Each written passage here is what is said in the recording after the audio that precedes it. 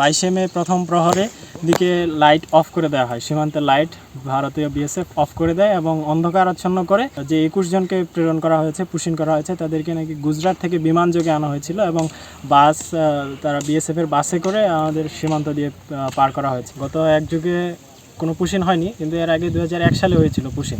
তখন প্রায় অনেক দিন মানুষ থমথমে অবস্থায় ছিল। আমাদের ক্ষেত খামার, যেহেতু এটা কৃষিজ এলাকা, কৃষিজ জমি, সেহেতু এটা আমাদের জন্য খুবই উদ্বেগজনক। এলাকাবাসী খুব আতঙ্কিত যে বহিঃশত্রুরা তারা অবৈধভাবে এইভাবে পার করে দিচ্ছে।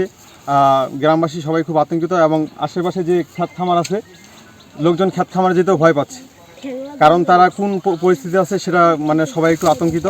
এজন্য আমরা চাচ্ছি যে এটা তাড়াতাড়ি সমাধান করে বাংলাদেশ এবং ইন্ডিয়া উভয় পক্ষে ফ্ল্যাগ মিটিংয়ের মাধ্যমে যেন তাদের সঠিক স্থানে ফিরিয়ে দেওয়া হয়, এটাই আমরা আশা করব এবং পরবর্তীতে যেন এরকমভাবে পার করে দেওয়া না হয়।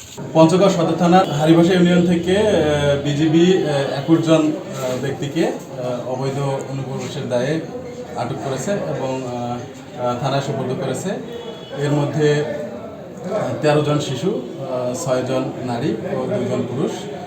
বিজিবির অভিযোগের ভিত্তিতে এই বিষয়ে আইনগত ব্যবস্থা গ্রহণের বিষয়টি প্রক্রিয়াধীন রয়েছে। নগদ পেমেন্টে 500 টাকা পর্যন্ত ক্যাশব্যাক আর লেনদেনে প্রতিদিন ডিপ ফ্রিজ এবং ঘন্টায় ঘন্টায় এসি টিভি সহ দারুণ সব গিফট।